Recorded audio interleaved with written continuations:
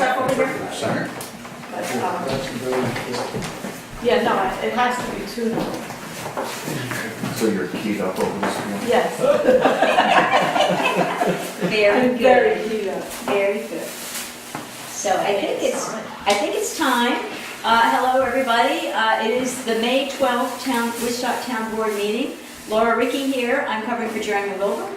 And as deputy supervisor and as a non-voting member of the board, but a volunteer member, just protocol-wise, as resolutions get made, I'll be announcing them. But whereas Jeremy often does says that he makes the nomination or whatever, I'll ask for a primary and a second from the board. So we certainly have a quorum, so I think we're good to go. And we begin with public be heard.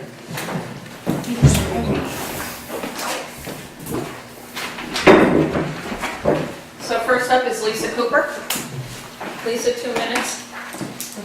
If you stand right up over there, you'll Okay. go out to the television world. Oh, all right. I'm here about the speed limit on Glasgow Turnpike, and I sent an email to all of them. It's very fast. I mean, considering that people don't go 40, they go 50 or more. So I would like to see it reduced. And I called the Ulster County Highway Department, and they told me that I need to speak to you guys, just have a resolution passed to do a speed study. So I noticed that there's some of those like rubberized things on the road that just went up, and I don't know what that's about. Is that maybe volume of I traffic? think that's volume of traffic. Okay. Those are counters. Yeah, they count. They're counters. Because there's two places on Glasgow, Yeah. on the east side of Rock City and the west side. So I was watching today as I drove across to see where the Woodstock town line is, and it's just east of Raybrook. And so we can't do anything about it beyond that in terms of the town Saugerties, but I live on the shady side, and I know how fast people go. And there's cyclists and dog walkers and just walkers. And I almost got hit by a car the other day, so I was like, gotta do something about it. It used to be 30, the speed limit on Glasgow, and then they raised it to 40. I'm not sure why. So is your hope that it's 30 throughout all the time it passes through Woodstock, or is there a certain part that is most populated where you think it should be? Well, I think it would be great if it was all of Woodstock, but I'd be happy if it was east of Rock City. Okay. So, and there's other people who live on Glasgow who I've spoken to. You got a letter from someone else, and I didn't want to have you be bombarded with emails, so I didn't have everyone yet send an email. It wouldn't be bad though for them to send in, because then we can turn that over to the county and say, look, we've got 10 or 15 or whatever complaints. Okay. Yeah. Go ahead. I'm glad that you can, because I don't see anything about your issue on the agenda, and I wanted to raise that myself and say that we should, this town board should, at the next meeting, have a resolution which we're all prepared to pass, asking the DOT to take care of business and protect our citizens. Well, Jay, you can't demand we're ready to pass it, but I agree with you. Okay, we can tell them. You can tell them. No, you can't tell the rest of the board how to vote, is what I'm saying. But I have to. I will. No, you won't. Now, this is a debate. Bill, you got something to write about. Say now. I'm going to send this tape to Jeremy. I have talked with Lisa, and I have a call into the county to work on, just so we can have a resolution prepared that meets all their needs. And I think I saw emails for Fair that resolution, which we can consider. Okay, so I'll get the other people who I spoke to send the email to me. Please let them know that we're working on it, that we don't have any opposition.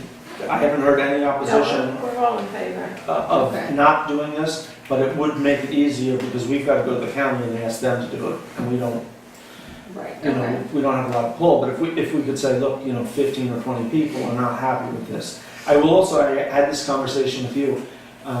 It's posted at 40, and 40 is not totally unreasonable. It's reasonable. The Yeah, problem it is that nobody does, they won't push it 10 miles. So, you know, if we get it posted to 30, you Yeah, know, or then I think 35 even, you know, then people, if they Right. went 10 over, it because that's what wouldn't be people do. unreasonable. Yeah, Right. that shady end is bad. It That's, is. that's very The hard road to is travel so- at 40. So Yeah. narrow. Yeah. I mean, I don't know if it's possible to put up signs that say, share the road, like they have those signs in, it's even by Adams now, there is actually a bike lane, which is hard to believe, because I can't imagine that anyone's actually riding a bike there. Right. But a lot of people ride bikes on Glasgow, and there's no shoulder. And a lot of people walk on that. I do travel that road. Yep. and, You know, there's always activity. Another thing we can do is to ask our police department to get out there and ticket people that are speeding. Right. I will say And that I suggest- they were busy at that. They were doing a good job with the tickets, but we can suggest that, and maybe I'll have Clayton, the chief, reach out to you, suggest that, you know, maybe they can do a couple of special details. It's surprising what a few tickets will do. I have the same problem on my road, you know. That's why everybody I knows. think Me too. And everybody, yeah. So, Yeah, and Glasgow is kind of a cut through, you know, if you want to get from the Saugerties by Sherry Boss to Shady, mhm. and you don't want to drive through town, but people go really fast. There have been fatalities there from when my children were young, 20 Yeah. years ago. It's not a great road, they like to speed on it. That's what There's it's- so many driveways, and it's so Yeah. winding, and It's also terrible for the deer. There's a lot of it's really deer bad. that cross there, so. Anyway, I think Lots of support. We're all there's lots of agreeing. support, Yeah. and I'm in the process of getting the wording, you know, what the county requires from us to push this through. So I expect that resolution will be on the agenda next Tuesday. And, Yes. Yes. Yeah. Thank you. Thank you. Thank you. Randy Steele? Hi, we're here today out of extreme concern, out of something we've observed at the new community center construction site. 2 years after an accident, I still can't deal with stairs. Felicia had to do business for me upstairs here today, and at that time she spoke with someone in the buildings department who said I should bring this to the town board's attention, because if it goes further and if I have to file an Americans with Disabilities Act complaint, it's going to cause a lot more trouble and paperwork for the town than if this is addressed right now. Can I That is disabled access. It's on the plans. We have. around. Disabled access? Yeah. At the door, because all we see when we look Yeah. inside are steps No. and no banister. No. It's just not built yet. I mean, It's just not built yet. Yeah. There will be a ramp in the front entrance that'll go right, it'll be right alongside the existing porch. There'll be a ramp with the handrails that will fully be compliant with ADA. And that'll go right into the TV station. So it's on the outside, Bill? Are you saying that's the outside? I know I'm there's one talking about inside to get to the TV studio. The TV studio is a center of free speech that is supported. There'll be a ramp in the front of the building. Right, but how are people who can't deal with the stairs going to go directly from the parking lot where they park into the TV station? There's a ramp TV inside. station There's has a another ramp separate inside the entrance. building.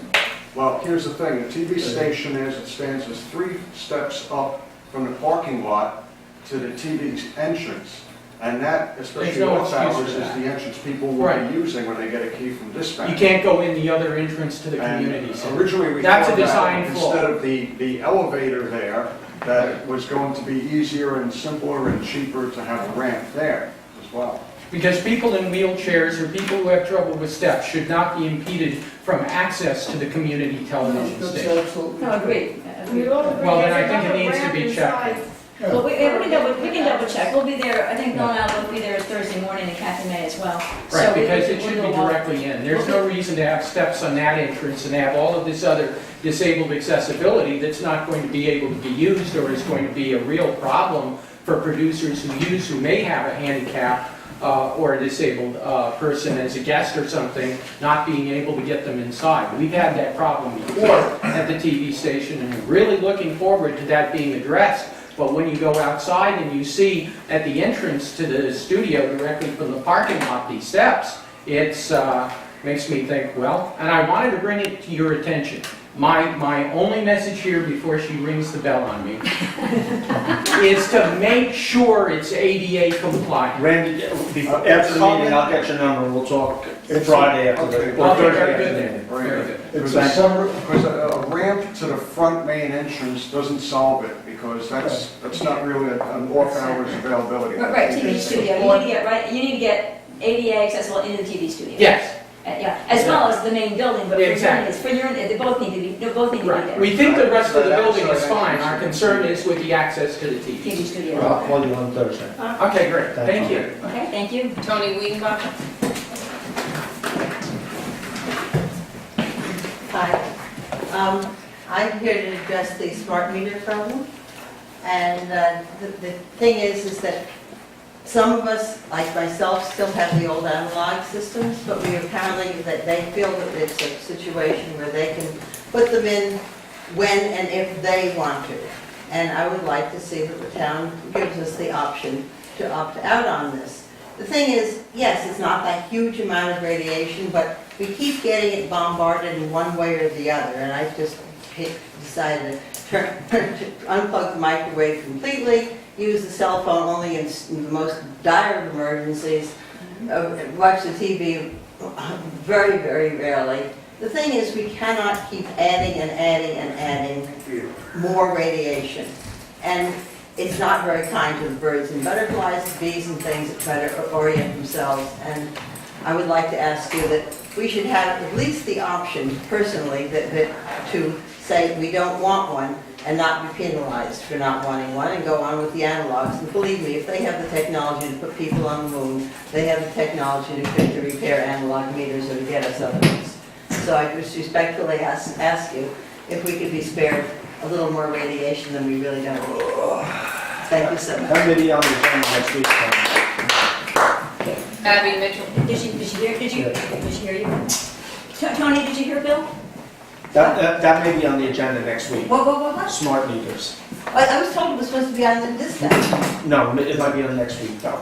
Oh. We're gonna talk about it a little We later. were given the option of it being on, but nobody actually came forward and scheduled it to be on. Okay, so next week on Tuesday? Yes, I'll call you and let you know if it's, Okay, I'll be or you happy can to check come the back. agenda. Yeah, I mean, I'm not the only one who's concerned about this. Oh, no. Just, I'd like to be able to put my little squeak in. You got it. Yes. I called Central Hudson and asked them for an opt-out form. When I got it, it seemed very deceptive to me. It seemed as if they were trying to trick me into putting my signature on something which would allow them to install a digital meter, a radioactive meter. So I didn't like this at all. And we need to have a real opt-out because the analog meters are the only safe ones. And I'll likewise be here next week. Thank you very much. good, thank you. That's it. That's it. We have some presentations, not on the agenda, but I did tell Kathy she could go first with some exciting information on the community center bricks. Yeah. This is as much for the board as for the audience because they haven't seen it either. Just a couple things. The first thing is, yesterday I went to Earl Findens and got a free stove for the community center and a refrigerator pretty much at cost, so that should save us a bit more money. Michael Fiden was just so gracious and so nice about donating. Oh, should I get over there?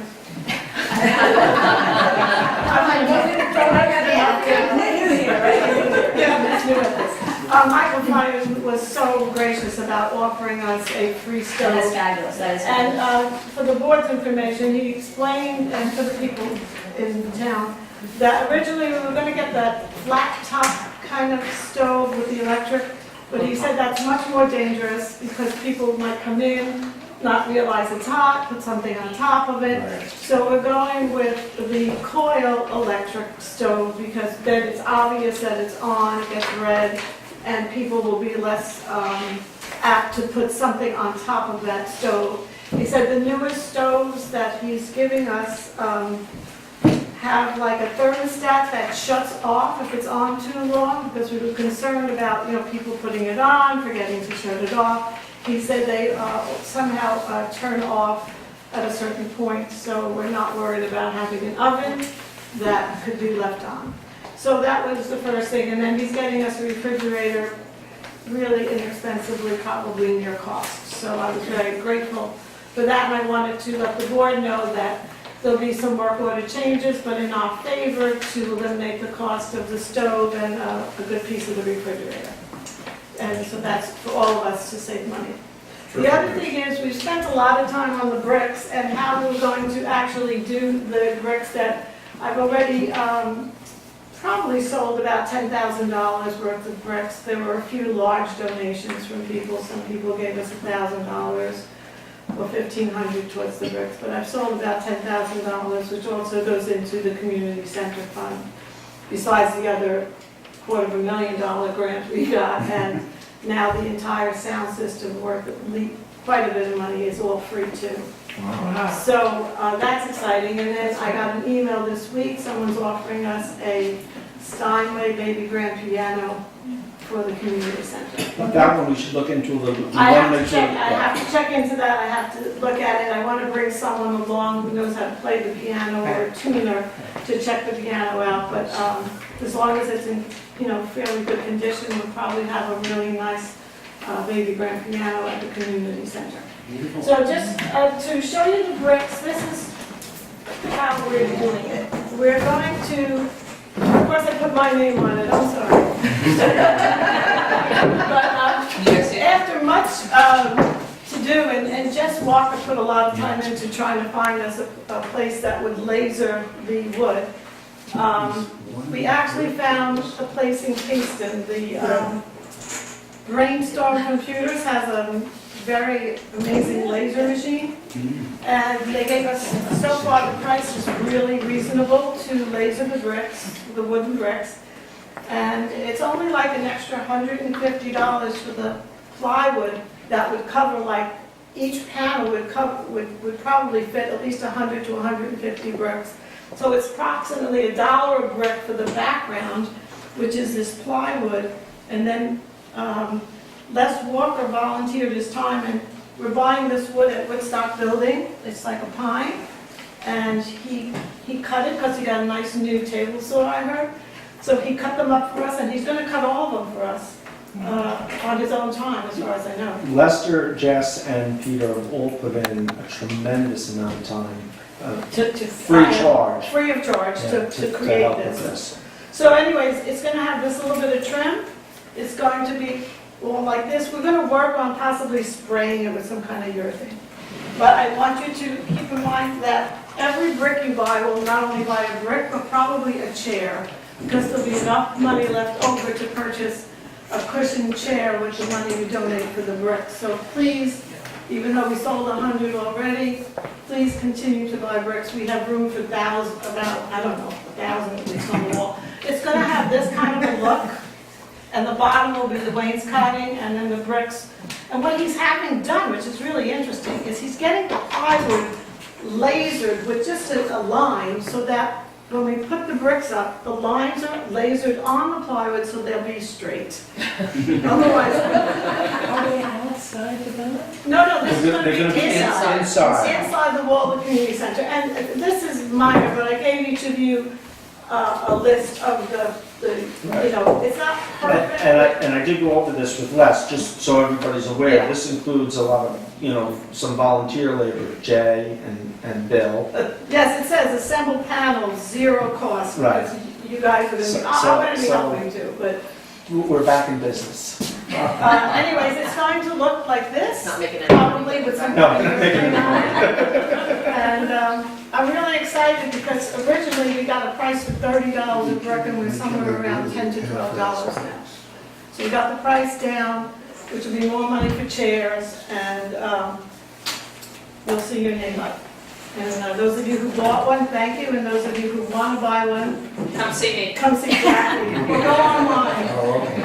Yeah, well, thank you, Kathy.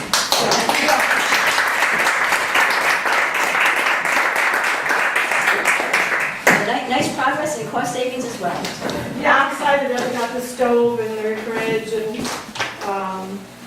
breaks down in price, so we're staying, pretty much within our budget for the community center, so it's looking good. I think, Jay, did you have an answer?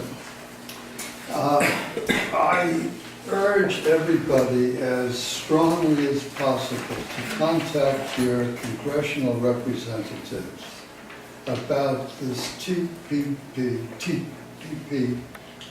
initiative that's going on, the Trans-Pacific Partnership.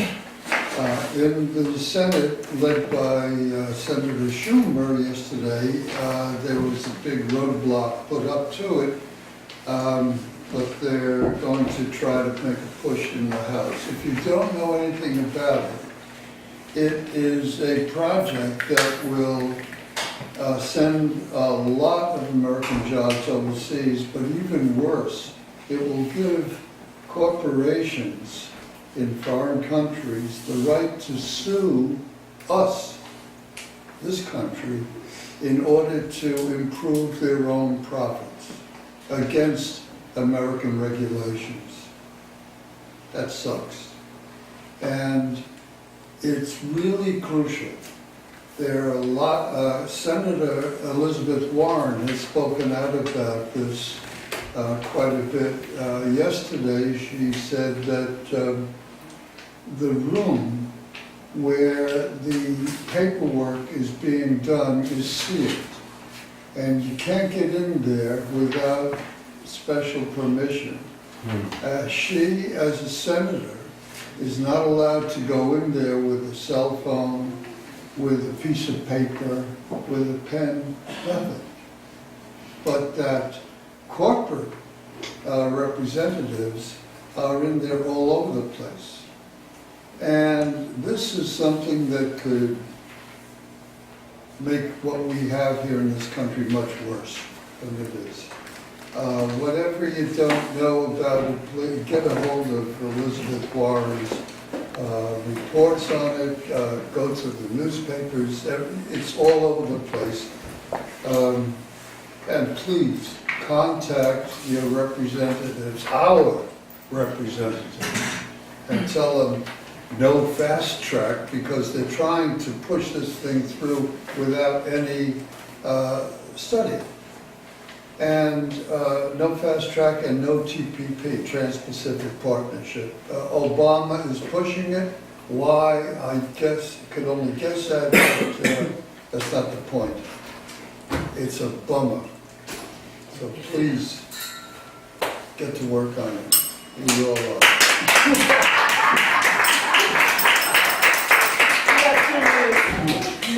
I just have one announcement.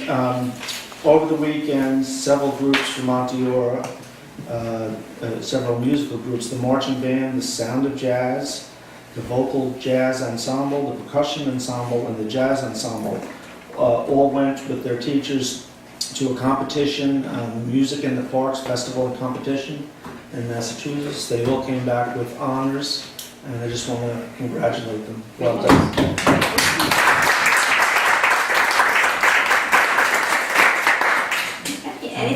Anything else from the board before we move on to? Okay, cool. So on presentations, first is onto your school board, discuss school budget. They are here.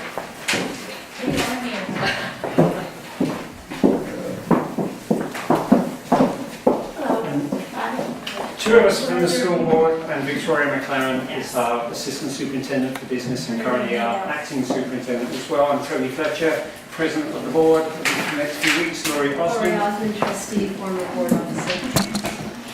and we'll just hand out some copies of the budget, and then Victoria will walk and talk you through it, and we'll see if you have any questions.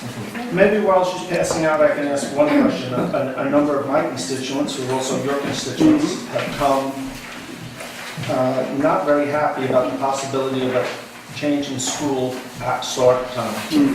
Is there anything slated for this fall? There is nothing slated for this fall. And is that still?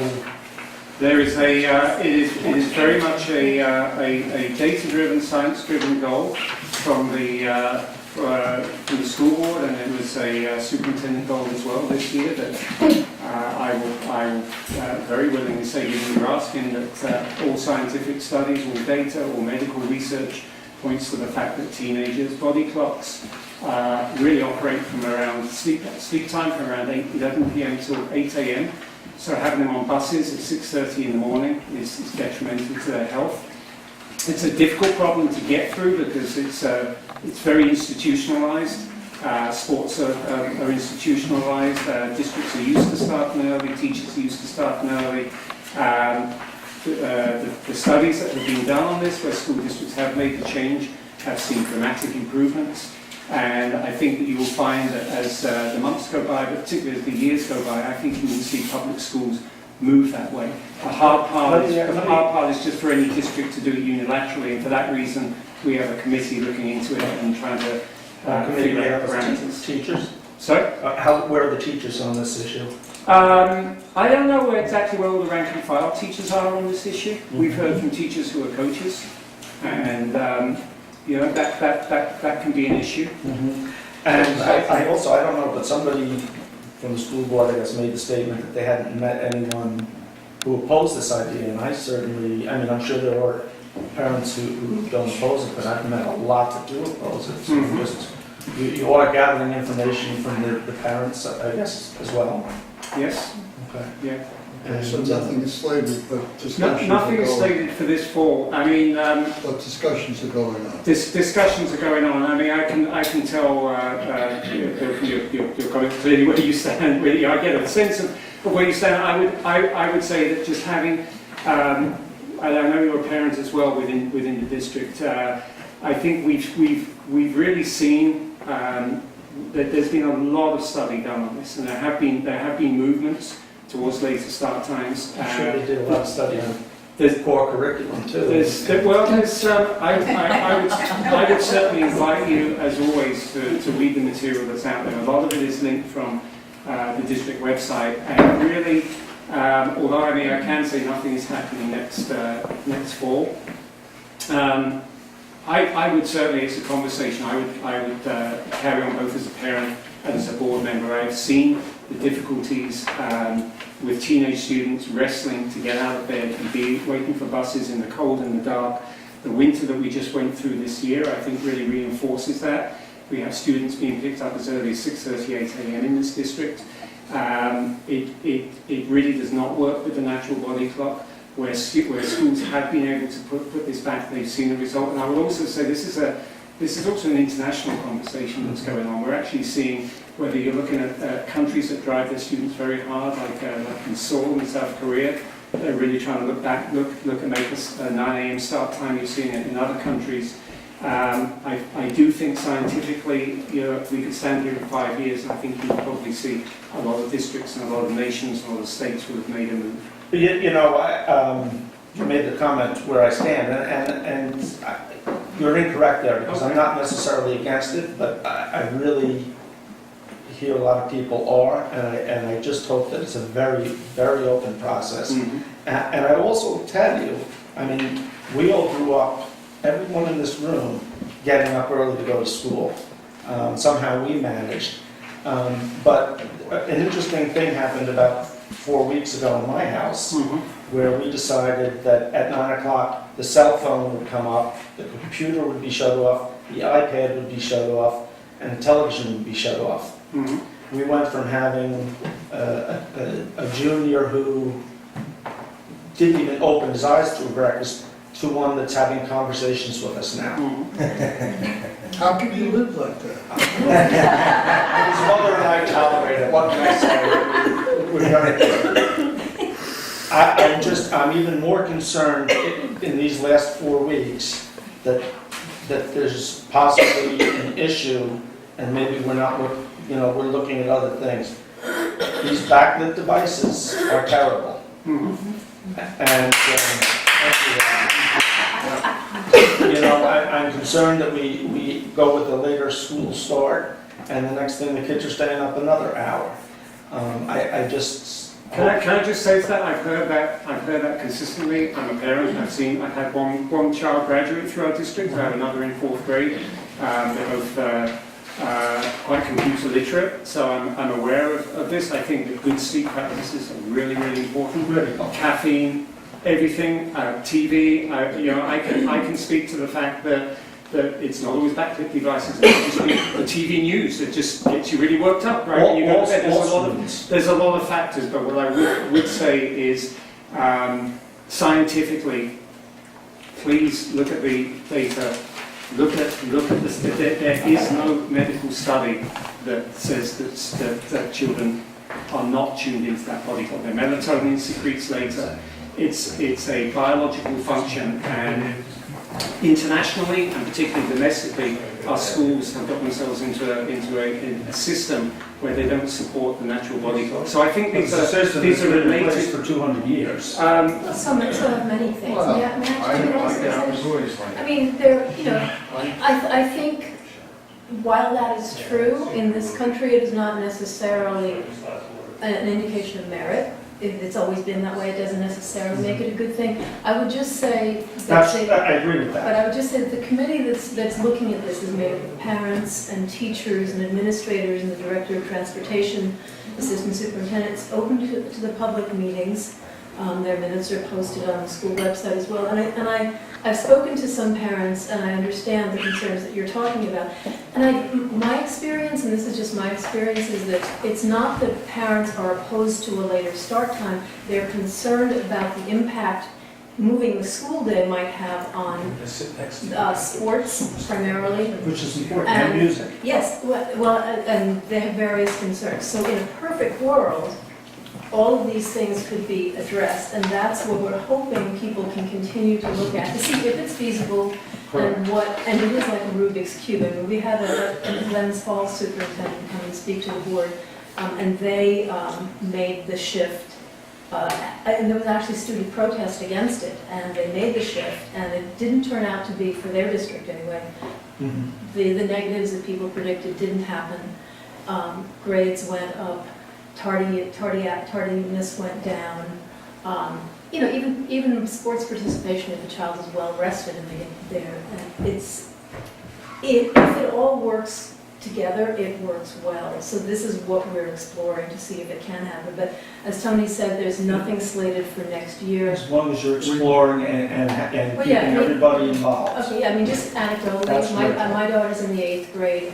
Unfortunately, I end up driving her to school a lot because she sleeps too late and misses first period or misses part of first period because it's extremely hard for her to wake up. And we have the, no devices going on at the house thing too. And she's also in track. She's running varsity track in high school, and that's really important to her. So, even emotionally as a parent, I get that. And we're hoping to be able to hit the happy medium and get these kids a little bit more rest in the morning without impacting everything else negatively. So that's just what I want to say. Well, with respect to my friend Bill McKenna, there's a lot of things in this country and the world that have been going on for hundreds of years that need to be improved. Absolutely, and I agree with you on that. I'm reminded of the character Don Juan in Bernard Shaw's Don Juan in Hell. And in the middle of the conversation, he comes along and says that somebody said, after looking at the world, it is good. Somebody being God, But Don Juan comes along and says, after looking at the world, it could be improved. And I come down on the side of Bergenville Lake. Oh, I hate to get up in the morning. Listen, a Woodstocker has a great book on state large families, and it's all very interesting. And all these body cycles. I'm not suggesting that because it was done for 200 years, it's good. What I'm suggesting is people have functioned and thrived and survived doing it this way, so it's not necessarily bad. Well, during, just one last comment. We're digressing from your presentation. During my war, World War II, we had double daylight savings time. And people were screaming about it, and the farmers were fetching, and everybody was going gaga, and it worked. It was wonderful. Thank you. Sure. But there's nothing on board for this year. But there's discussion. Discussion's good, as long as everybody's part of it. And just as Jay said earlier, he had his little talk about the PCP, that right? The data is TCP, yes, TCP, sorry, but the same thing, inform yourselves, study the data, there's plenty at the district website, there's plenty of studies there, be informed and continue the conversation. You're on. All right. Thank you. So if you flip to the first slide with actual information on it, which is slide 2, ironically, what we wanted to highlight as an introduction to the budget is that we are preserving all of the programs and services that we have now in place in our district. Our proposed budget is actually a slight reduction, just under $220,000. And that after 3 years of bringing a 0% tax levy increase, we are actually proposing just under 1%, or 0.87%. And everybody has heard over the years about the 2% tax cap levy limit, which is a completely false phrase, but if you go through the state's calculation, the district would actually be allowed to increase the tax levy by 3.34%, still using a simple majority. But that's not what the Board of Administration has chosen to do. We're actually proposing less than 1% increase this year. So I have a math question. Yes. So if you reduce the budget, Yes. but you're still increasing the taxes, you need to increase it, even though you're able to reduce the budget, you need more money coming in. Depends on We do, the- because the tax levy is just one component of our revenue. Okay. So, those things do fluctuate, and you would think that they would track together, but they Not don't, always. unfortunately. Thank you. Yes. But great question. In terms of our budget staffing, slide number 3, you'll see that in the middle school, high school, we're actually reducing from a full-time to a part-time science position, and that's based on student needs. We're not eliminating any class sections or course offerings. And we are reducing one elementary position, and that is also due to a reduction in sections as kids are moving from 6th grade to 7th grade, and then the incoming kindergartners. We are adding a library media specialist at the elementary level, and a few years ago we had actually reduced 2. We found that we really do need to have someone at the primary level to help with the technology integration, and so we're bringing back 1. We're increasing our staffing in our ESL, or English as a Second Language program, and that's really based on changes in the regulations that we have no control over. But in order to remain in compliance, we need to add staffing so that we can service these kids according to the regulations. And that's just one of those mandates that we've been given that we need to remain in compliance with. And we are also looking to add a database program specialist. So we have one right now, and the function of that position is to report data to the state. And what started as a reasonable amount of data increases every year, and even during the year.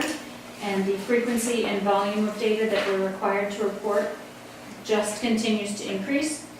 So as an interim measure, we had for a couple of years provided support to that person who's in that role right now in the form of half of a typist. But that job title just doesn't have the skill set required to really support this position. And the person in the position has also been doing far too much overtime in order to keep up with the reporting. So in order to fund the new position, we're eliminating the part-time typist and the overtime from the budget. So just let me see if I understand Yep. this. Albany Yes, put a 2% cap on all of us, correct? the theoretical 2%. Right, that's what they call it. And then they turn around and keep increasing the information you need to send to them, Exactly. to the point where you have to hire somebody full-time. Okay. And we are Unfunded mandates. schools are overloaded with unfunded mandates, and when we heard about the tax levy cap, it was meant to come hand in hand with mandate relief, and we only got half of it. So got tax we levy were cap, promised the not same mandate thing. relief. Yes. But having taught for 40 years, they've been doing this, especially when No Child Left Behind came out. There's No Child Left Behind with no money behind it. Mhm. It's a lovely, Absolutely. uh, Can I ask a question? On the 2.5 FTEs for ESL, you said it was because of regulation. Are there children to support that, or is it just because of the regulation? But are there really children who Yes, we need that? actually have an ESL population, and the way the regulations have changed, they've changed in terms of how you group the students together. We used to have much more flexibility in terms of the range of ages and grade levels that could be grouped together to receive services. And it used to be that once they tested out and were considered proficient, then they no longer received services, and now the services need to be tapered over the next 2 years. So they've really increased our needs in terms of servicing these students. Another unfunded. Yeah, it's fun. And at the bottom of this slide was just a reminder that we will continue to be offering our summer school program, the academic intervention program for kindergarten through 8th grade. So as I had said, our budget is actually coming down a little bit, and that is in large part due to the fact that the past couple of years, you may remember we have been trying to fund smaller capital projects through the budget. So we have had $1 million to almost $1.5 million in a line item of the budget in order to get some things accomplished. But the voters approved the $7 million capital project last year at the vote. So we're going to have that coming online soon. We also have an energy performance contract coming online soon. And in addition to that, the board approved the use of some of our repair reserve funds because we have brick facade work that needs to be done on our buildings. So we decided we have enough going on in the world of capital projects. So we pulled that money out of the operating budget. And so despite the fact that we're adding some staffing, we're still seeing a reduction. The next page is just another view of the budget. And so you can see that the instructional component of our budget is over half, and coupled with employee benefits, we're at about 80%. Operations and maintenance is a little under 6%. Transportation is 7.71, which given the geography of our district is not surprising. Debt service and interfund transfers is under 2%, and that's in large part due to the fact that we have been able to fund our capital work through our budgets and through our reserves. And then general support is 3.44%. What is general support? General support is, you can think of it as things like the business office that wouldn't be caught in an instructional budget. Operations and maintenance takes care of kind of custodial and maintenance workers, but the clerical back office type functions. So would that be the principals too? Or The principals are in instruction. On the number 6 slide would be the way the state likes to look at our budget, and that is the 3-part components, which, again, if you look at program, which would actually pull the instructional salaries and the instructional benefits together, we do have over 80% of our dollars going into the program, which is appropriate for a school district. Less than 10% in capital and less than 9% in administrative. And the next chart actually kind of gives you a historical view of where we've been with those percentages for the past 5 years. And we are relatively consistent, which is appropriate for school. You can see that in 2013-14 and 14-15 in the capital line, we actually had that increase, and that was when we were funding those projects through the budget. And now that's come back down because we removed those. Well, explain that again. So you're funding them through the budget, but you're not saying you're not still funding them, you're funding them another way? Those were kind of smaller capital projects that we could handle ourselves. Oh, through the budget. So you got bigger Through the ones that budget. you have a whole different financial. Right. way. So we had a capital reserve that the voters had authorized us to accumulate over a number of years, and last year we were approved to actually do a large project with that. Right. You, the voters, authorised us to use that reserve, and I believe we actually got some aid on top of that. Is that right? And we moved it up used- from 5 million to Well, 7. we used fund balance as well. Right, right. So those, I think what Victoria was saying is with that large support from the voters using the capital reserve, we're actually funding the capital projects through that rather than through the actual line The item. budget, so that explains what the budget is, but then also, I didn't flip ahead to see, but then you also talk about how much you have in the way of assets, because if the money's coming from somewhere, so is you're still doing the project, you're taking it out of the capital fund and you're approved to do so, then that fund is gonna reduce. And is there a worry about that? And is there a plan to replenish it, or don't you worry about replenishing it because you think you're good for a while in capital? Or what happens to this other budget that's being, So we do still have reserves, but our capital reserve is now depleted. Because when you set up a capital reserve, the voters have to authorize how much you're going to put into it, and then you have a set amount of time in which to use it. And so once the voters approve that, then that money is out of the capital reserve. And I wouldn't say that we are not concerned about that anymore. We will be doing, every 5 years, we have to do a building condition survey. So architects and engineers come through and really look through the building. And then they work with the facilities committee to say, okay, well, we have a laundry list of 100 things that we think could be addressed, but then they prioritize it. And so once we have our next 5-year plan, then we will probably look to see, okay, how can we fund this, and ask the voters to start putting money away. The project that we have approval for right now is going to at least take us 2 years to finish. We're a little concerned about the timing because the plans and specs, whereas homeowners get a building permit from town, our building permit comes from the state education department, and they don't have a lot of staff. So while our plans were submitted before the holidays, they have yet to be approved. So, we're kind of concerned about the timing on that. We're still hopeful that we'll get some work done this year, but we may not get as much as we had wanted. So it might be that we have some work this year, a lot of work next summer, and then finishing up the next summer. But with those projects going on, I think we're going to have our hands full for the short term. thank you. You're welcome. Okay. So if we want to move on to slide 8, this is just reiterating the tax levy impact of the proposed budget. So it's an increase of 0.87%, and we're using 2.5 million of our fund balance to offset the levy. And historically, we have kind of on a rolling basis used 2 million. In the past couple of years, in order to support those capital projects, we had increased that, and now we're pulling it back down because we need to get back to our historical levels that can be maintained. Is that current year fund balance, or is that a carryover from previous years? It's current year. It's our projected fund balance for this year. In order to carry over from prior year, we're only allowed to actually carry over 4% of our budget as unappropriated fund balance, and we have, for as long as I can remember, remained in compliance with that rule.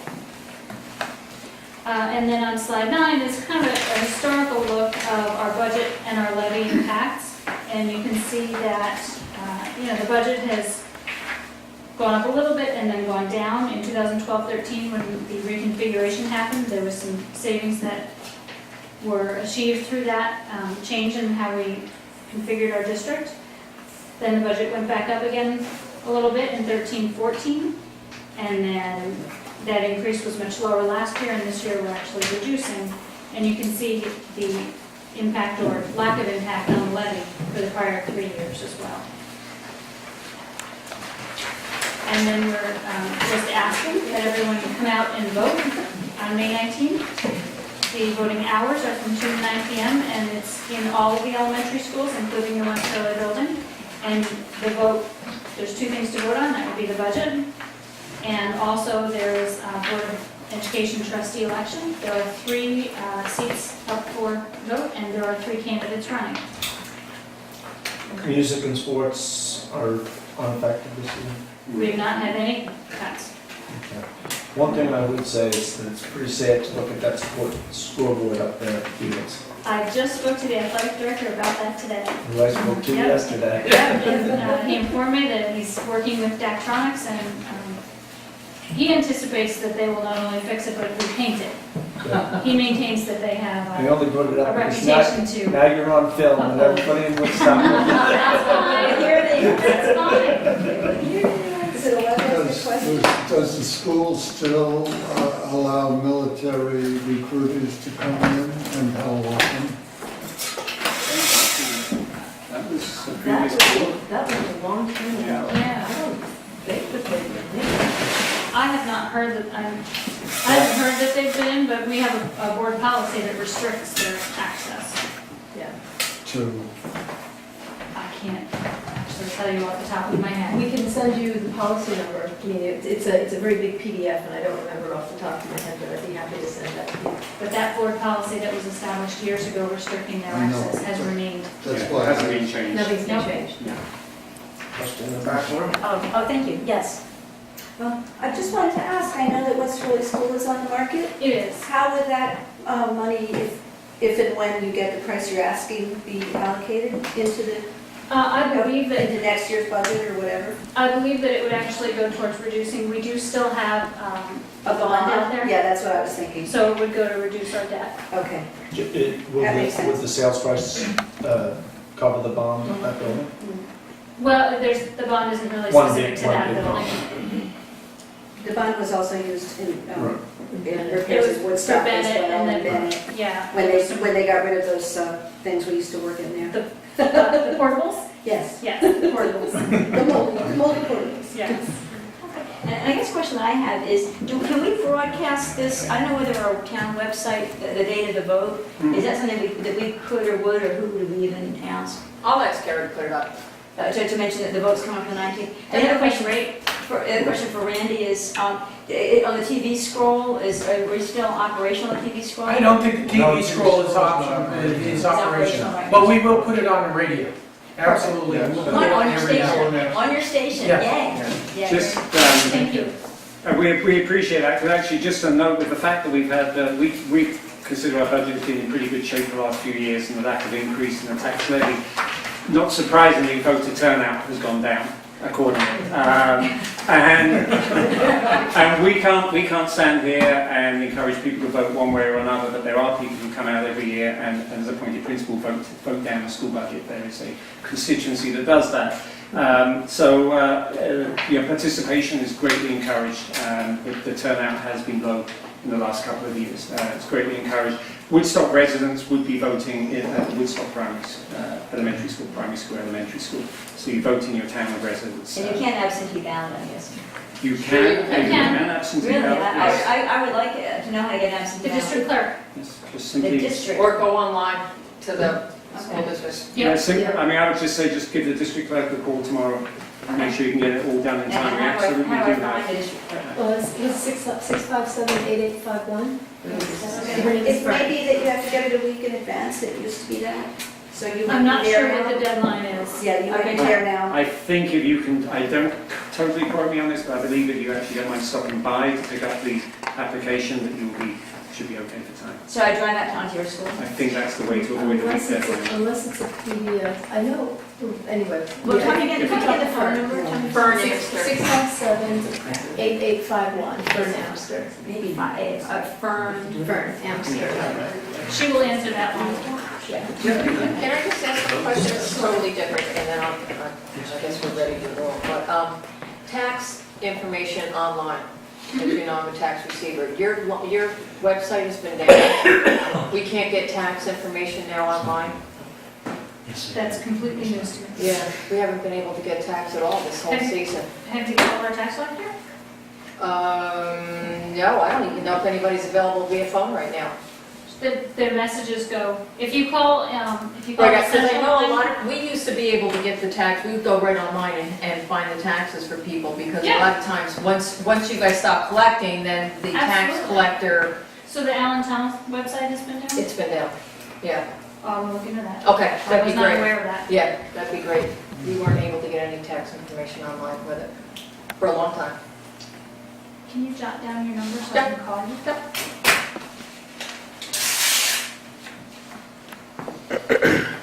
And for the radio, we'll use this as the template for our public affairs announcement. Oh, okay, that sounds good, right? That's what you guys use, so. Yes, good, thank you for that. Unless I have a wrong website, but nobody's been able to get it down where. That's the first I've heard of it. Yeah, okay. Before you go, I'd like to compliment you. The students there are just wonderful, bright, Happy Kids, I get invited every year to speak to social service class. I'm a living relic from whatever. And the students in the 4 or 5 classes that I speak with are, right, they're shy, but they've got good questions. And that's the best sign of education, is good questions. Great, thank you. It's good to hear.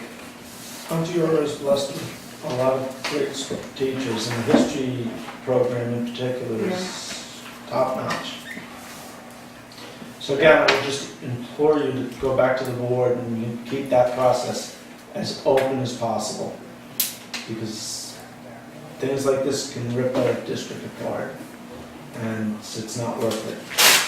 So, and I will encourage everyone to keep an open mind and look at everything. And please ask people to verify rumors before they write us angry letters, because we got a couple. Based on I get them too, I can't do anything about that. But that's where communication Yeah, it's comes always great in. to ask the question before you assume the statement. And that's why the first thing I asked was, please, what are the intentions for thank this you. year? My boy's gonna be out probably before this is instituted, so it doesn't affect me personally. No, but there's always grandchildren. As long as this issue, Hopefully you before me. as long as this issue has come up again, I am not convinced that it'll rip the district apart if it should come to pass. No, I didn't say it would, but large parcel, things can happen. Okay. Don't wanna go back. Thank you. Thank you very much. Thank you very much. Everybody, thank you.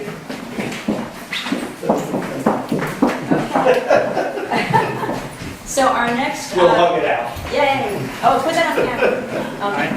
Okay, so our next presentation, Eric Johansson, Advocacy and Outreach Catskill Center, to discuss the new Catskill Interpretive Center. Is Maurice waiting in the wings? Almost. Special guest. Thank you.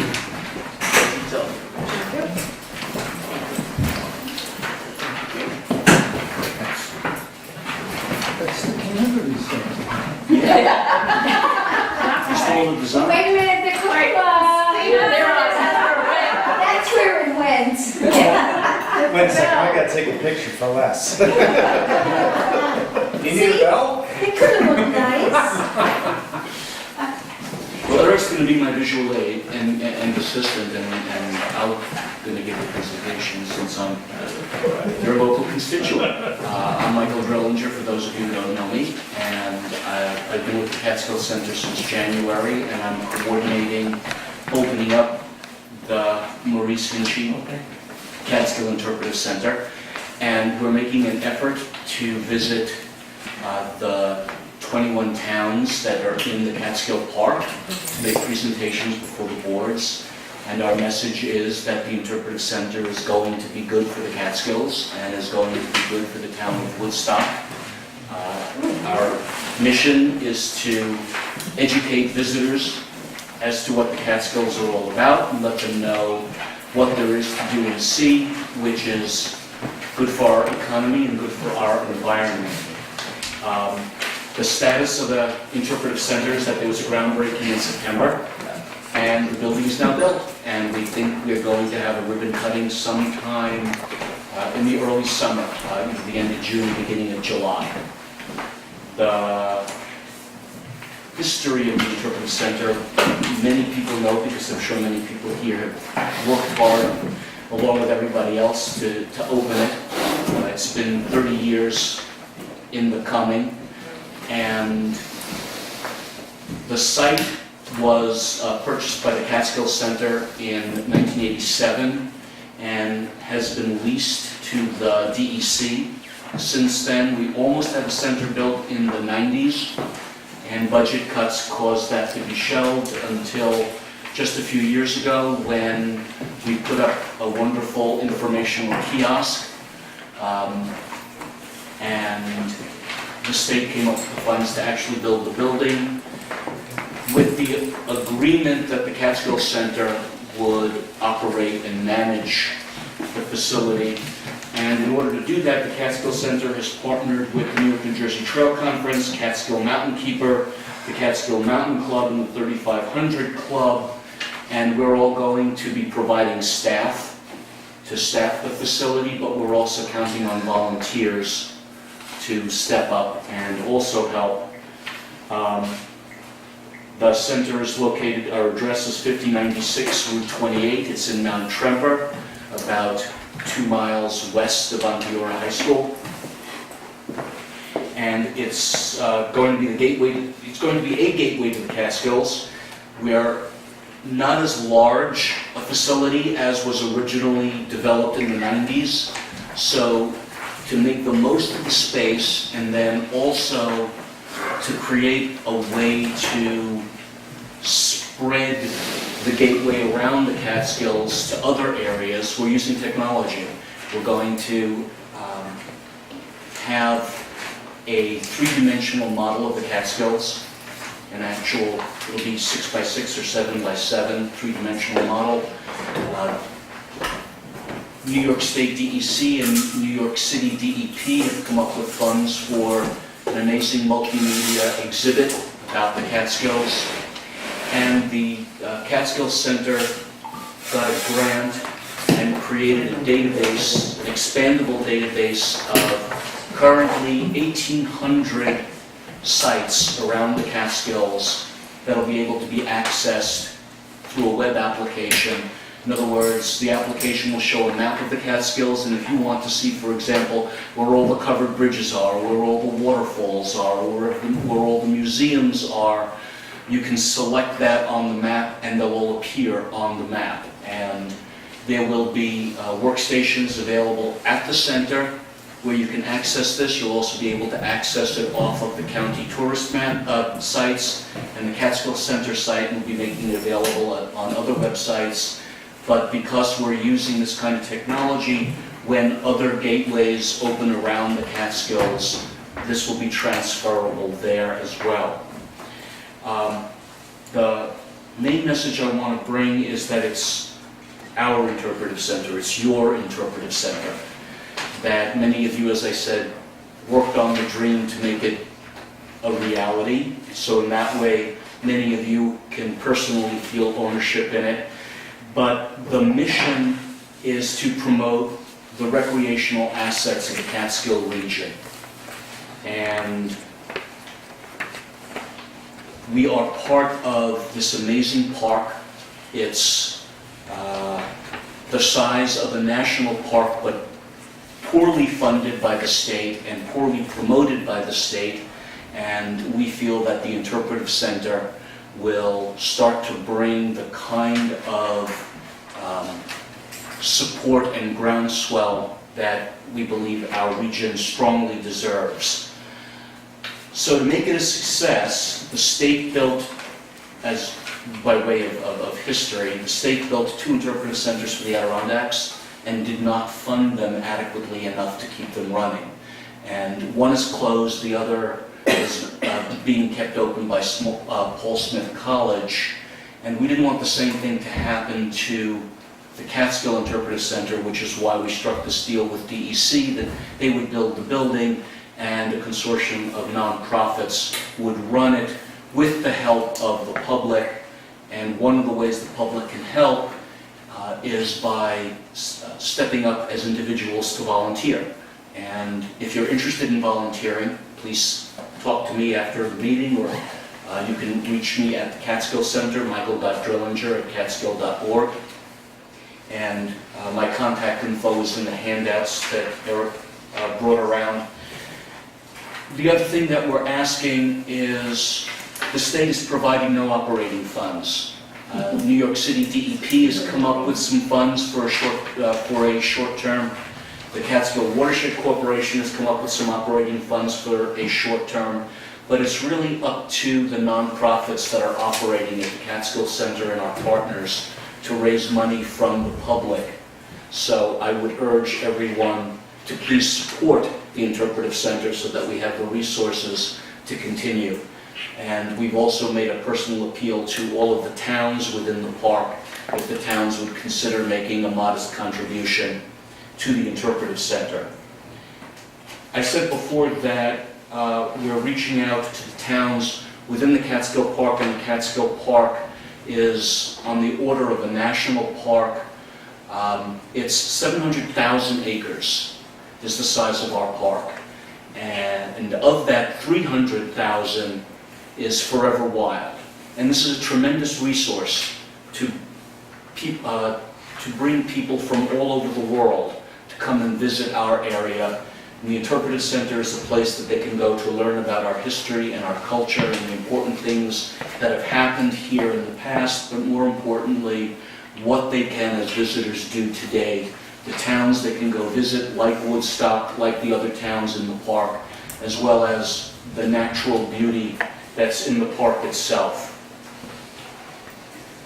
And to that end, the Catskill Center, along with a number of other partners that we call the Catskill Coalition, has been actively lobbying in Albany for the last several years to devote the resources to improve the park. There are more visitors than there are parking areas and trailheads to accommodate them. The per acre expense that the state gives to the park is about 15 cents an acre. You can't run a world-class park on 15 cents an acre. And the promotion budget that the state has allocated to promote the park is zero. And despite that, the New York Times and a number of other international publications have been touting the quality of the Catskills. We came out number 39 on the Times top 50 ahead of the Sistine Chapel. But voters also had a major story. The Sistine Chapel is in the Catskills? Didn't you know? No. This was Just look up the New York Times. The New York Times top 50 sites in the world. And of the top 50 sites in the world, the Catskills came out ahead of the Sistine Chapel. I'm not offended. Well, I don't know, I saw the Sistine Chapel, it's gorgeous. The Catskills are younger than the Sistine Chapel. That's correct. Do you have any sketches of the interior? There's a little bit of an outline here. Let me just pull this forward for you guys. I don't know if you can see that, but that just essentially shows you the You want to layout. put it up on the table? Sure. And people on the board, if they want to come around and look at it, so you can show it to the public. What's the square footage of the building? The entire building is 1,800 square feet, and the actual public space is about 1,000 square feet, which is why we're using multimedia technology for much of the displays, because there really isn't much wall space. So I have a question for any of the volunteers. I thought that Ulster County had a website or a link of sorts where they had listed all the areas that were looking for volunteers. We have reached out to Ulster Corps, Yeah. to RSVP, and to the Catskill Conservation Corps for volunteers. I've also had a conversation with the professor who runs the hospitality program at SUNY Delhi, and we've offered a summer internship to hospitality students.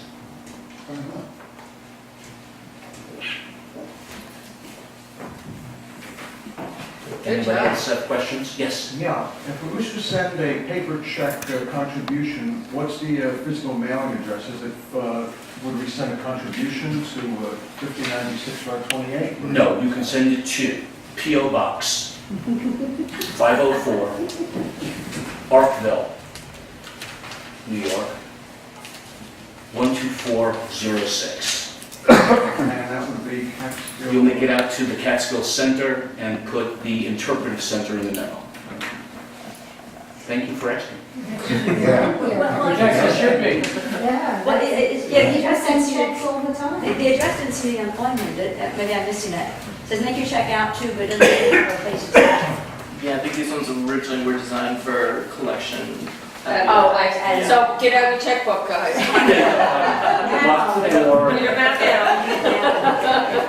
And I guess, but the other thought that I had too, thinking of volunteers, is, given that you're close to the high school, I didn't know whether any Boy Scouts or Girl Scouts are looking to get badges, whether you might actually get some volunteers. We would welcome them, that would be wonderful. Well, I yes. don't have an into the high school, they just left. But you're right down the street. Maybe you should go and just ask and see if there's a way to tie into, scouting programs or other programs the schools might have where the kids, I would think, would find it very enjoyable. There would be a field That would trip. be great. It could be. I would think it'd be a great place for field trips from the high school. Have you also contacted the various chambers of commerce? Yes. I think it's excellent. Yes. You know, it's funny, there's so much to learn about where we live that, you never can get it all in, but this will be great. Thank you. Now, if someone came for a field trip, is there someone there to give a tour or to Yes. give a talk? Yes. Are there hours? Are there specific hours or? Our intention is for the center to be open 7 days a week from 9:30 a.m. to 4:30 p.m. It depends upon the volunteers. Depends on the volunteers and staff, yeah.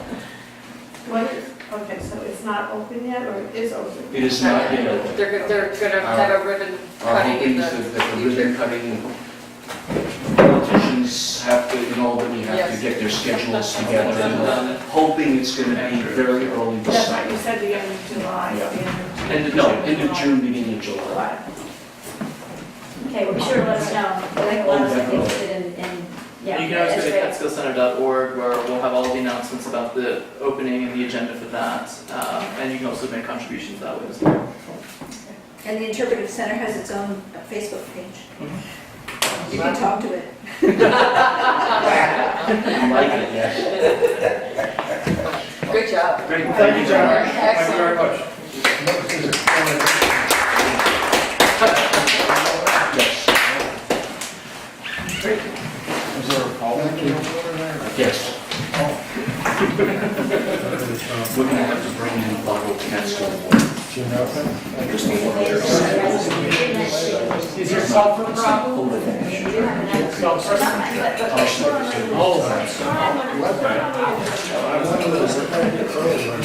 We will have water coolers for I food. was hoping with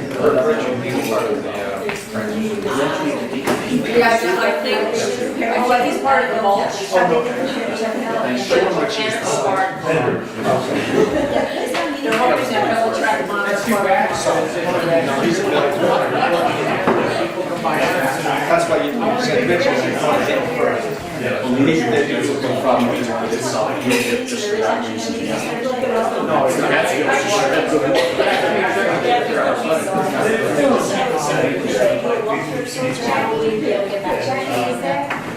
That is garbage. Yeah, as far as what? Oh, no, that's fine. So we do have one more presentation, Michael Darcy, to discuss solarized hydro. You left.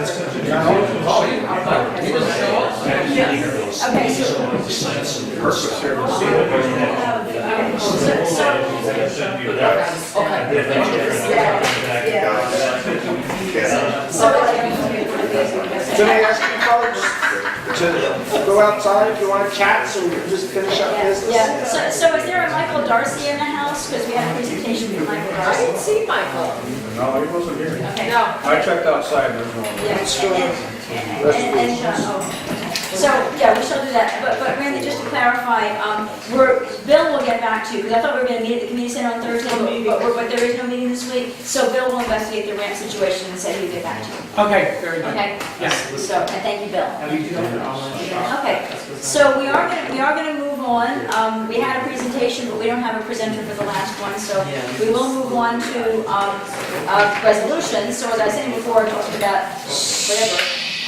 There are, in fact, resolutions, so we'll need somebody to make the resolution. I will read it, somebody will make the motion, and somebody else will make the motion. So anyway, whereas the Town of Woodstock Town Board desires to enter into a PPA agreement in order to construct a 600 kilowatt solar array at the wastewater treatment plant, and Whereas the action has been determined by the town board to be a type 1 action under the Town of Woodstock Chapter 65 Environmental Quality Review, a coordinated review is being undertaken. And whereas because the town board is primary involved agency with the broadest authority over the action, the town board has declared its intent to serve as lead agency and to undertake a coordinated review of this action. Now therefore be it resolved that the Town of Woodstock Town Board hereby declares its intention to serve as lead agency for the SECRA coordinated review of this type 1 action and will circulate a lead agency notice, FEAF, plans, notice of intent to serve as lead agency and involved agency consent form to all involved agencies, which will have 30 days to respond. Make the motion. I second. Okay, just for purpose of discussion, I do have the part 1 here of the EAF, which I will put in the purple folder for anybody who wants to take a look at it tomorrow. Okay, are we ready to vote? All in favor? Aye. I heard unanimous. Okay. Be it resolved to hire Henry Wallace as temporary seasonal worker for the custodial department at a rate of $12.54 per hour, effective May 13th, 2015 to September 2nd, 2015. I make the motion. Second. Okay, Jay, do you have a question? No, I said move. Move. He Oh, moved it. So we'll everybody let- moved it. Okay, so, ready for a vote? Yep. All in favor? Aye. Okay. Any other topics you wanted to cover at this meeting? Yeah, So, couple. One, several meetings ago, the smart meters folks came and we had a discussion, and it seemed to me that we were all in agreement that, Jeremy's put to them, well, what exactly is it you want us to do, come to us with something. And I know that recently Steve Online sent us an email with suggestions. Ken, you've offered a resolution that we could put on the agenda. Do we want that on the agenda for next Tuesday? Yes. Certainly. Okay. Maybe I give a little background on this resolution. You don't have a copy. Oh, I have copies of it here. This really started off with Jane Kelly, who was there. She had contacted the PSC. She must be. And Can you comment? Or yeah. I don't know. Mark? Did Jackie get one? One more. This is the resolution? And asked what to do about keeping the analog meters. And one of the things the PSC recommended was a citizen's petition. And so she contacted Ed Sanders and myself and said, can you put together a petition for me? And so we did. And this petition was taken to the smart meter meeting on Saturday night, and it's been talked about with several other people. But essentially what it says is that these people are petitioning to order Central Hudson to allow customers participating in the opt-out program to retain their installed analog meters, and 2, ordering Central Hudson to offer analog meters as a replacement for installed ERT meters, AMR meters. So based on that, if we get enough signatures on the petition, a sort of indication that's something that we should do. I put together this resolution. For the most part, it's all just history, right? I mean, whereas is what we did in June 28, 2013, when we did our initial opt-out resolution. Then the Ulster County Legislature on December 13th did their resolution.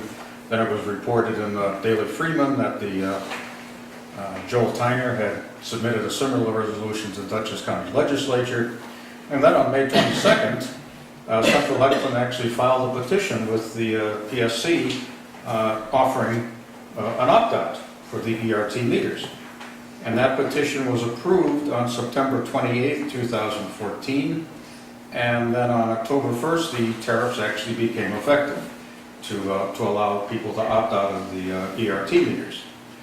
And there were 2 parts of the opt-out in the, well, actually more than that, but 2 which really proposed us. One is that if you have an ERT meter, you can install a non-ERT digital meter as a replacement. And the non-ERT digital meter has no pulsating microwave electricity or radiation coming out of it. It's strictly a digital meter. But the second part is where the confusion came in, and that is if you have an analog meter, the tariff says that will be, essentially it implies that you can continue with your analog meter. And as Abby suggested and several others have reported, that's not true. But the language of the tariff is ambiguous, and I've had several conversations with Central Hudson about this, but what they're really saying is that if you submit, if you want to opt out and you have an analog meter, they will replace that analog meter with a non-ERT or a digital non-ERT meter, but still a digital meter, but you won't be charged the $49 opt-out fee. But that's not really wasn't our intention. Our intention was to have people keep their digital meters. And so the next two whereases are just really, or the resolves, are really just the two items that came off this petition that Jane had put together, essentially saying we want the PSC to order Central Hudson to allow people to keep their analog meters and essentially order Central Hudson to offer analog meters to those that have ERT meters. So that's the background, and that's really what this resolution is. Did the PSC say anything about number of signatures for a petition that might make a difference? Well, they said it should be a minimum of 25. That's No. all? That's all? Could have gone, yeah. Why do we have 25 We got two right here. people? Where do we sign?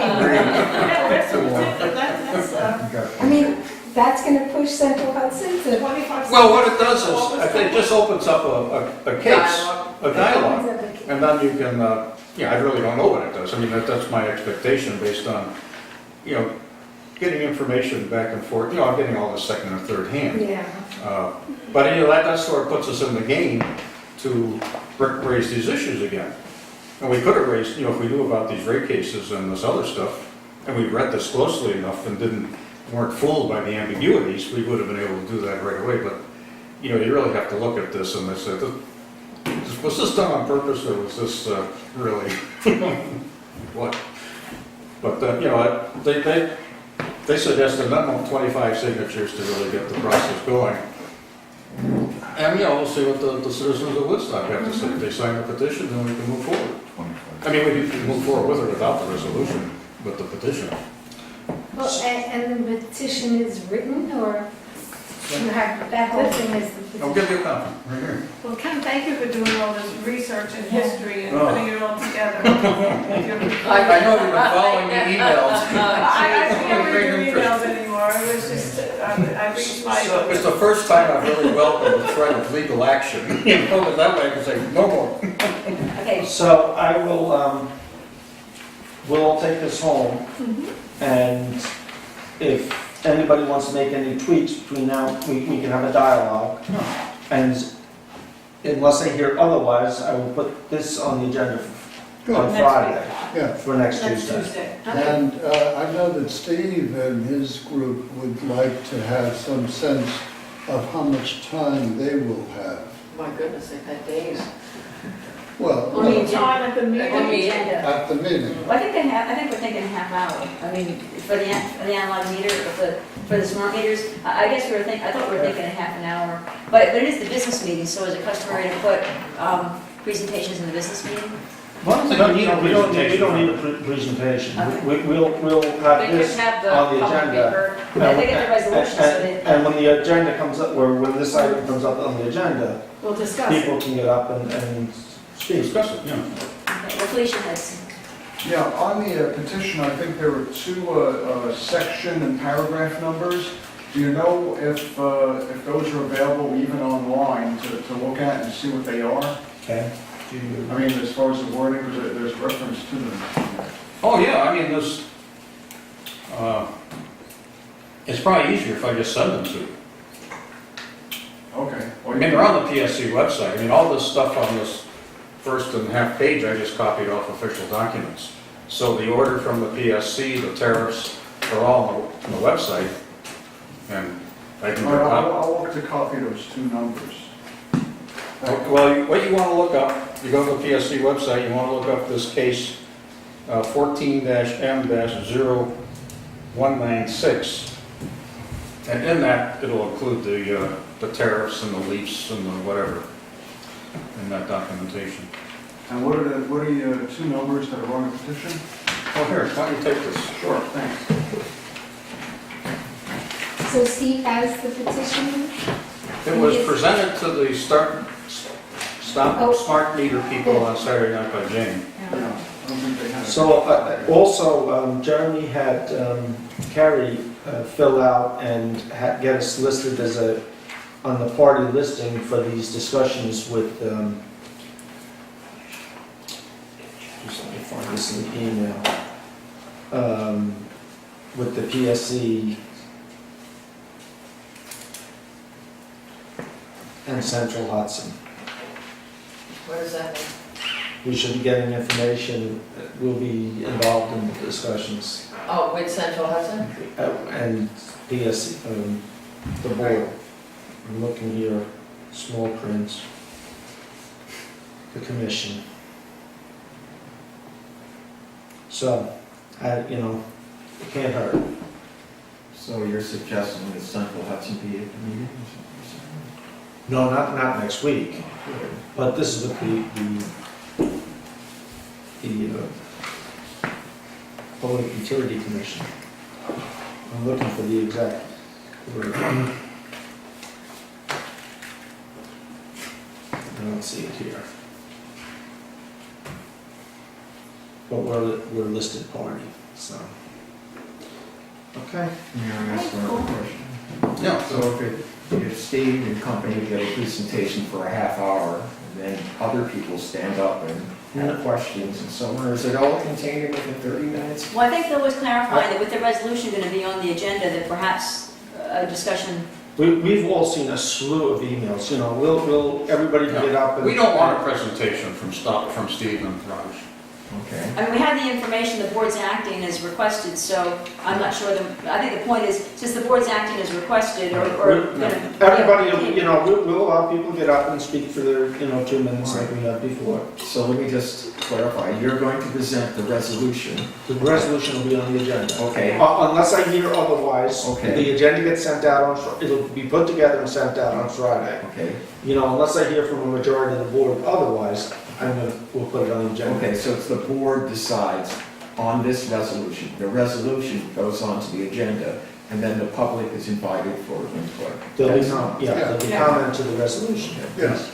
But there won't be a formal presentation. There'll be a comment to the resolution, not a presentation. Okay. Yeah. And you're getting 30 minutes for that. Well, no. When I was thinking of this presentation, I was thinking 30 minutes, but since it was pointed out, of course, since there's a resolution, which is acting as people wanted the action to be done, there is not a need for a presentation given that, but there'll be a reasonable amount of time for comments, and I think the. We've seen a huge amount of information. Exactly, but I've read every one. between emails, No. between emails and speakers, there's a lot been said here in the meetings already, and I'm not sure if it's useful to repeat what's been said already, because a lot has been said, it's been heard, the action is going to be, it looks like the resolution will be on the agenda next week. So I think the idea is it's not necessary to repeat everything that was already said, but unless there's something new pertinent to be said based on the resolution. But the comment should relate to the resolution. To the resolution. Sure. Absolutely. We won't be using this bell for the commentary. Oh, yes. Oh, yes.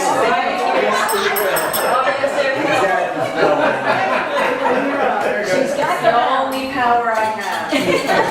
Get a bigger bell. Don't sell yourself, Oh, where is that? Where is that bell? You don't tell me before the meeting. Discuss that bell. don't sell yourself. Yes, we do, because We have to discuss that bell. yeah, because you were out of line last No, week. I wasn't Yes, you out of were. line. That was a comment made a year ago when we said we weren't going to leave it on the building and we were going to put it on the You know, premises. that And now was it's not, gone. that was not discussed by this board, and that was inappropriate. Well, Have Jay I don't, ask there's lots of KTV things for a that the comment. board doesn't discuss that are Laura, before the meeting's over, I don't know if anybody else. I'm not done. Okay, go ahead. So, The building inspector back on April 10th sent us all a packet on fees and whatnot. I'd like you to take a look at that, not for next week, but maybe June, we can start to think about that. Okay. I have a little free time now. The emails and stuff. So do you vote. Yeah, okay, anything else from the board? No, let's go home. No, I just have one thing. I just want everyone to know that it's summer camp time again. So we're going to start summer camp sign-up tomorrow. It's going to start during the normal business hours in my office from 9 a.m. to 4:45 p.m. Monday through Friday, all the way up until camp starts. So people don't have to rush right in. We're going to just continuously take camp registration. Town residents, the fees remain the same at $250 per child with the sliding scale of $25 per child in the family. So it's not $250 and then $25 as a lot of people think. It's $250, the next child would be $225, and then the next child would be $200. Out-of-town residents are $450 per child with no sliding scale. That's staying the same as it did last year. And the camp dates are from June 29th through August 13th, and that is with or without a community center building. But, It's slowly over. No. No, we're working around, if there is a delayed opening of that building, if it's on time, we're going to work with that also, but we're ready to rock and roll as of June 29th, so summer camp will start. Excellent. Good. Terrific. Thanks, Jackie. Yay. And, Okay, any other input from the? Ken? Good. I'm good. We have a motion to adjourn. Motion to adjourn. good job. All in favor? Aye. Yay.